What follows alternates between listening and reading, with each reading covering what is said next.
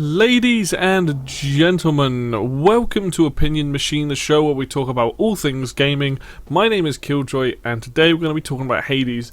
This is a big, I guess you can call it a review discussion. I finished my first run through of the game, and I have a lot of thoughts on the game. And I know I did a video about, does it do enough to make me a roguelike or Lite fan? And I was like, not quite, but it's definitely, a solid attempt.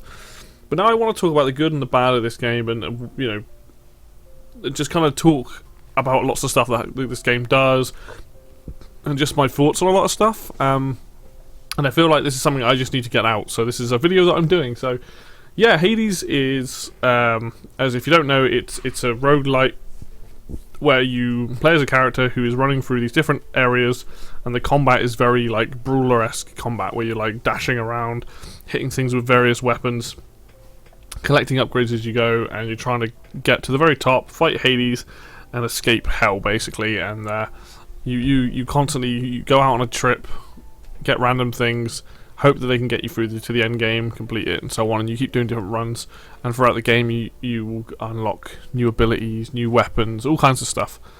And this game does a really good job with a lot of that. I think this game, first off, before as this goes on, I do like the game. I think the game's very, very good. And I think a lot of people are going to enjoy it. I think for a lot of people that like roguelites, will have a blast with this game. Because, well, let's talk about the good points first. Let's go over the good things, and then we can get to the things that I think could do with some tweaking, and things that I think that definitely could do with being addressed over in the future if another game like this comes out. So first off, let's just talk about the good things. The visuals in this game are a wonderful, wonderful style, very saturated kind of colours to it, but also looks really nice as well. Everything's very clean. There are a couple of times when some stuff gets in the way, but generally it's a very clean game. You can, for the most part, see what you're doing all the time. Everything's very obvious. Very, very nice art style. The story in this game is really good. I think the story is done very well through your main character discussing with the other gods, with people in the underworld and people in Olympus, and anyone else on the side characters. On top of that story, the voice acting is sublime.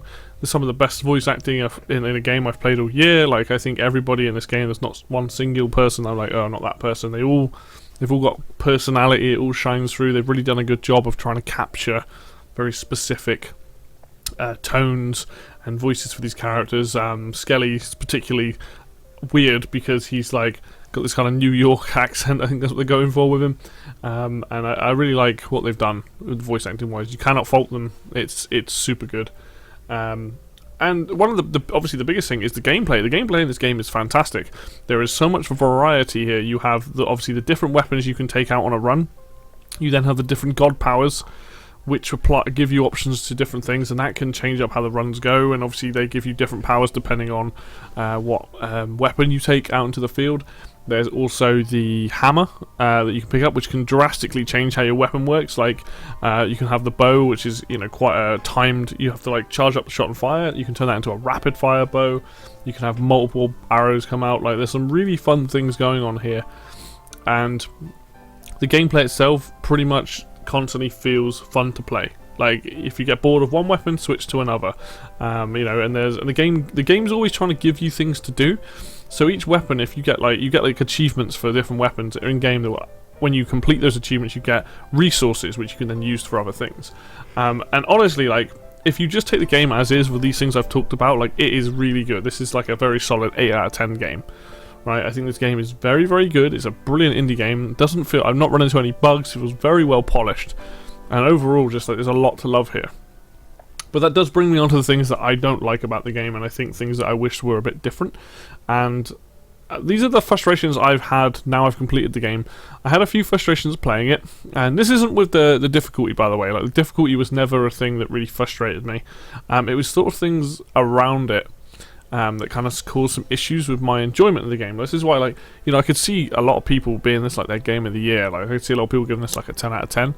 But for me, it's there are things here that just didn't make sense to me, or just felt a little bit wonky and stuff like that. So, first off is the pacing of this game.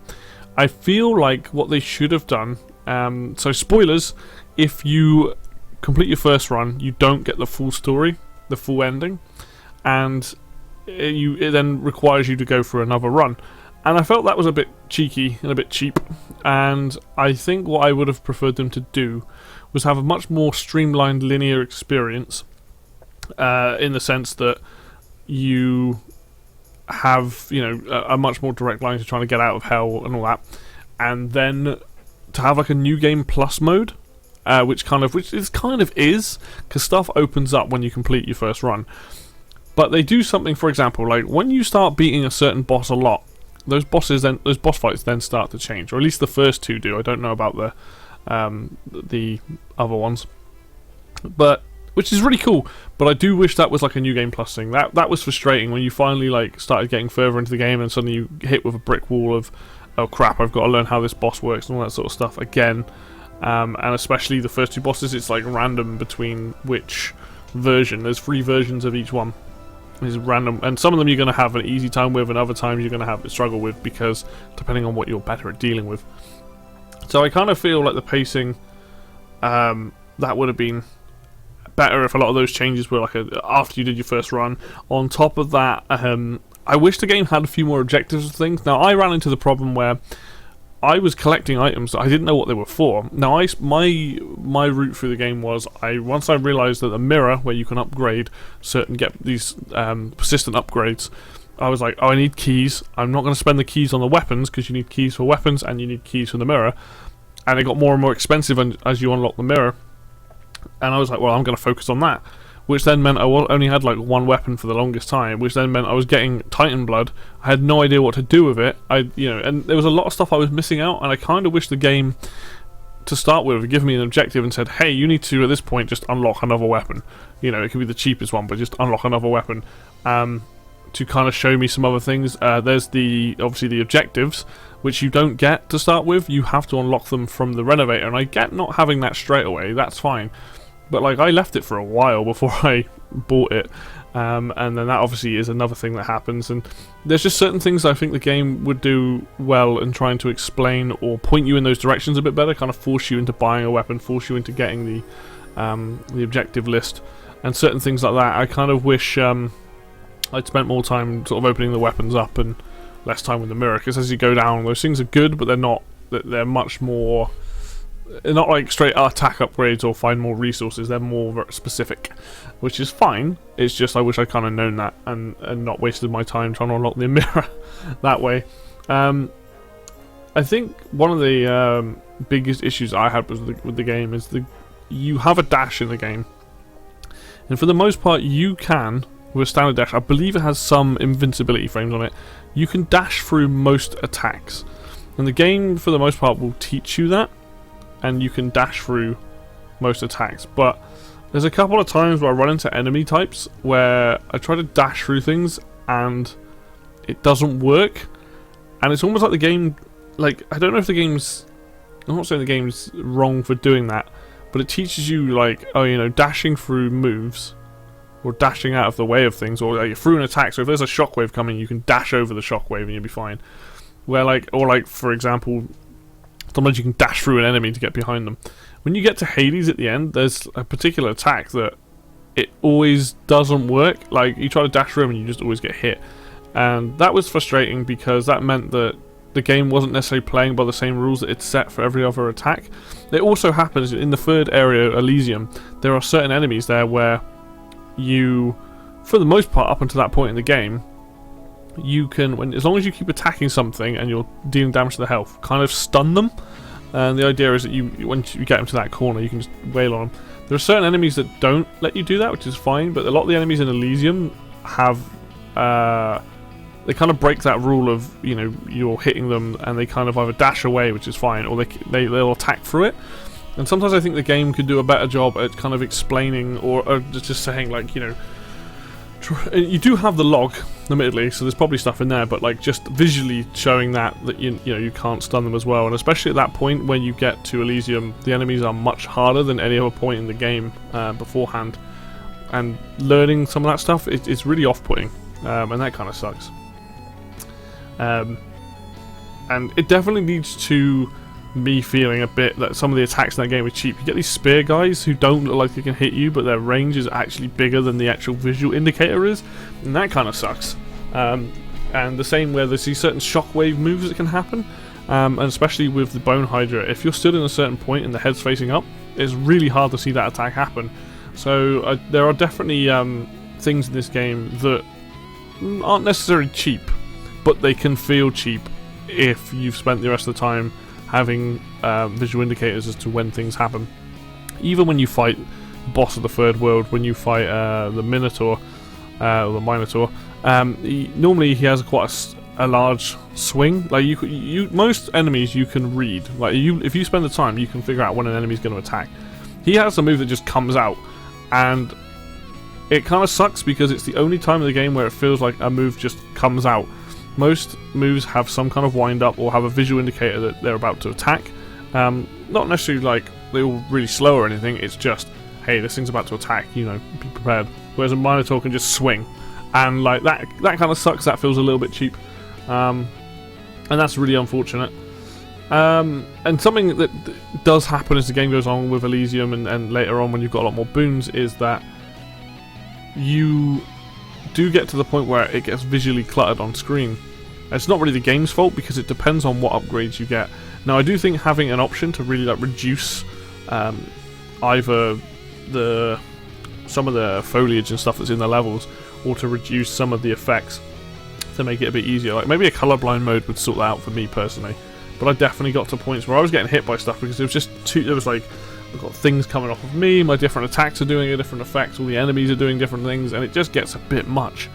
And yeah, that kind of sucks, which is unfortunate. But I understand that that's more like you need to be able to have visual options to be able to do something like that. And the last thing that I kind of frustrated me a little bit with the game is a lot of the end game unlocks you get from renovations would have been so much useful earlier on. Like, you need gems to get a lot more of the rooms, you need diamonds to unlock some of the bigger rooms and stuff.